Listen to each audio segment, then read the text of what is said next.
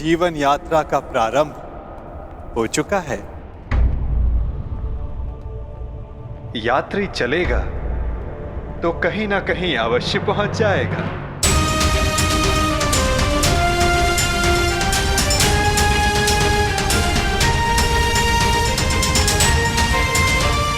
मुझे नहीं ज्ञात कि मेरा लक्ष्य क्या है, नहीं ज्ञात कि मैं संसार में क्यों आई हूं, नहीं ज्ञात कि मेरा जन्म क्यों हुआ। जिस यात्री को अपना लक्ष्य ही ना ज्ञात हो, वो कहां पहुंचेगा? क्या आपने आज तक किसी को मेरी अवस्था में देखा है? हाँ, प्रत्येक को देखा है। जीवन धारा के प्रवाह में प्रत्येक के समक्ष ऐसी परिस्थिति आती ही है।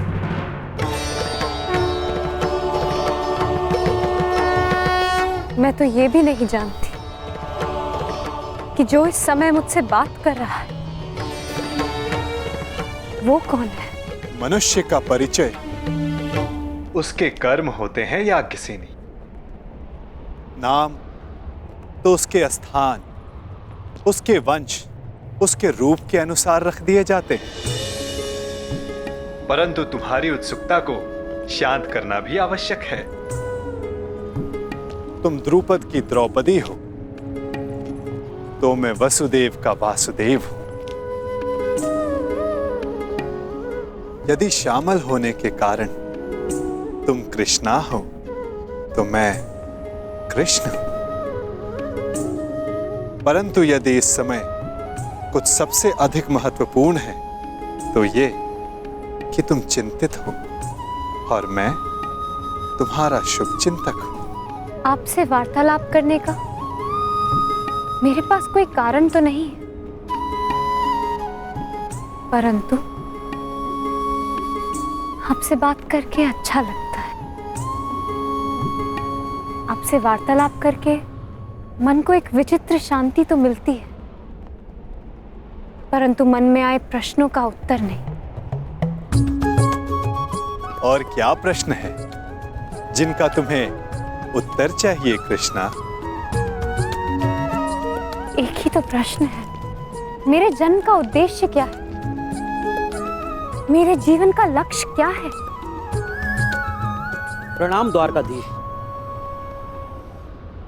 महाराज द्रुपद और कुमार दृष्टद्युम्न आपके निवेदन पर अग्निकुंड के स्थल पर आपकी प्रतीक्षा कर रहे हैं। उन्हें कहो मैं आ रहा हूं। मेरे प्रश्न का उत्तर दिए बिना जा रहे हैं वासुदेव। इस समय किसी और की शंका का निवारण करना अधिक आवश्यक है पांचाली।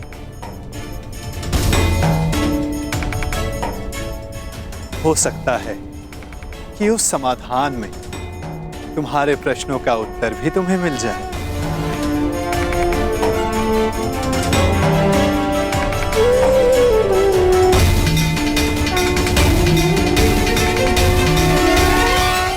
मैं अपने प्रतिशोध के लिए प्रयाण कर रहा हूं। ऐसे में आपने हमें यहां क्यों बुलवाया? एक परीक्षण के लिए, एक प्रयोग के लिए।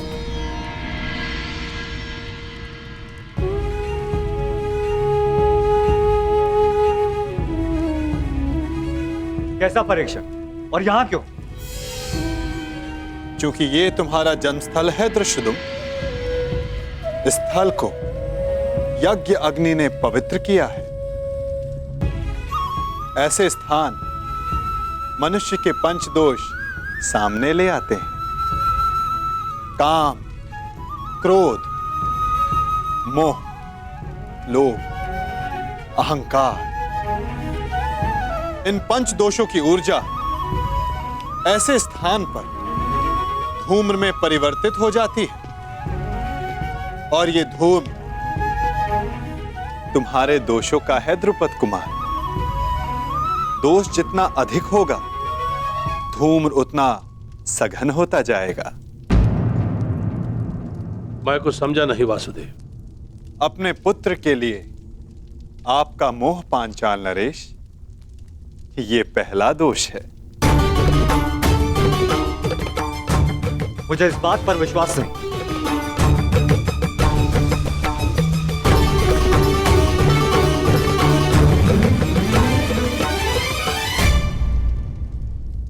धूम्र बढ़ गया ना, चूंकि दूसरा दोष समक्ष आ गया, मद। इन सब बातों का मंतव्य क्या है वासुदेव?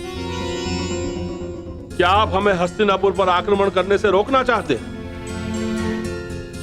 नहीं, इसके विपरीत मैं तो इस आक्रमण में आपका साथ देना चाहता हूं पांचाल नरेश।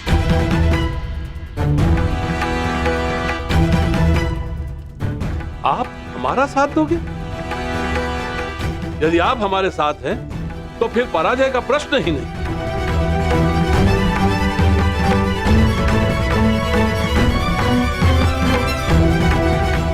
लोभ, तीसरा दोष। परंतु मैंने जो कहा, मेरा मंतव्य वही है पांचाल नरेश। मैं इस आक्रमण में आपके साथ रहूंगा, परंतु उससे पूर्व दृष्टद्युम्न को मुझ पर एक प्रहार करना होगा।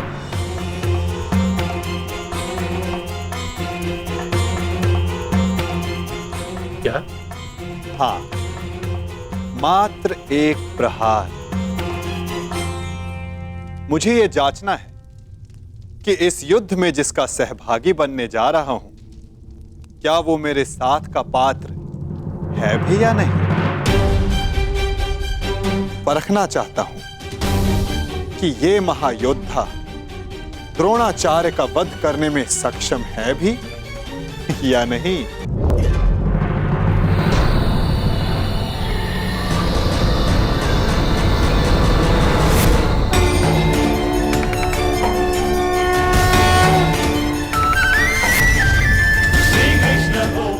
अहंकार, एक और दोष।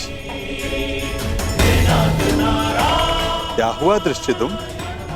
आगे बढ़ो, प्रहार करो।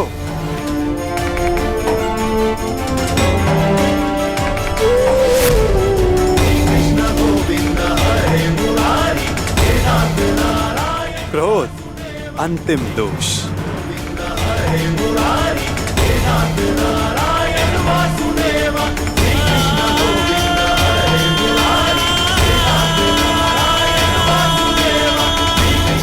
वासुदेव,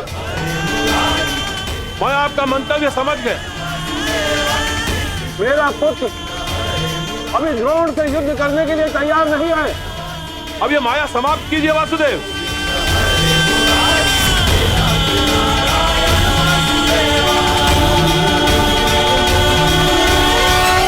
माया का बाण छूट चुका है पांचाल नरेश।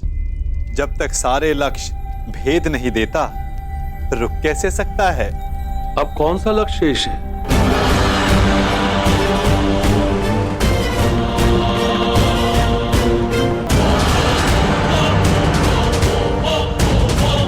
नहीं, रुको पुत्र।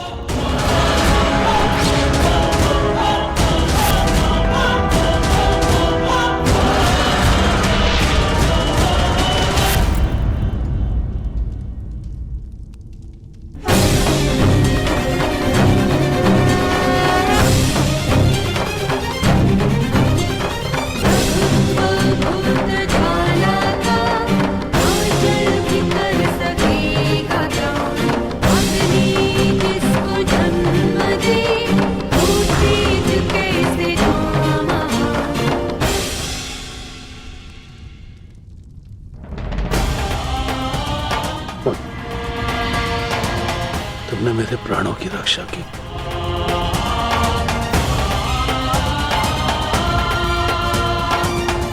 पश्चाताप, भूल का पश्चाताप पांचाल नरेश। प्रत्येक दोष का निवारण पश्चाताप है। आपकी पुत्री पांचवी पंचकन्या है। इस युग की इकलौती पहली 4 त्रेता युग में आई। अहिल्या, मंदोदरी, सीता और तारा। और अब द्वापर युग को प्रतीक्षा थी 5वीं पंचकन्या की, द्रौपदी की।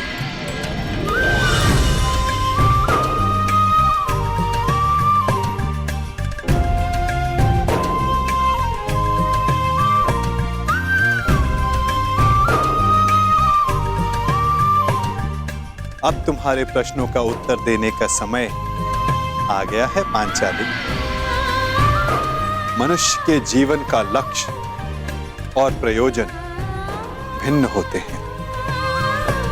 अर्जुन से विवाह तुम्हारे पिता का प्रयोजन था। तुम्हारे जीवन का लक्ष्य बहुत ऊंचा, बहुत आगे है द्रौपदी। एक बार मेरी दृष्टि से अपने आप को देखो, अपने लक्ष्य को देखो। आपकी दृष्टि में मेरे जीवन का लक्ष्य क्या है वासुदेव? परिवर्तन। केवल एक मनुष्य के जीवन का परिवर्तन नहीं, समस्त संसार के जीवन में। इतिहास की धारा को परिवर्तित करना है तुम्हें।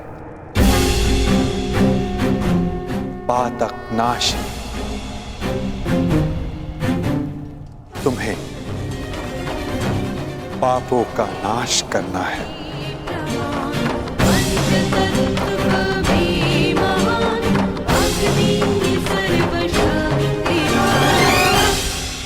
आपने मेरी आंखें खोल दी केशव। मैं सौभाग्यशाली हूं पुत्र कि मुझे द्रौपदी जैसी पुत्री प्राप्त हुई। वासुदेव, अब आप ही मेरा मार्गदर्शन कीजिए और मुझे बताइए मुझे आगे क्या करना है।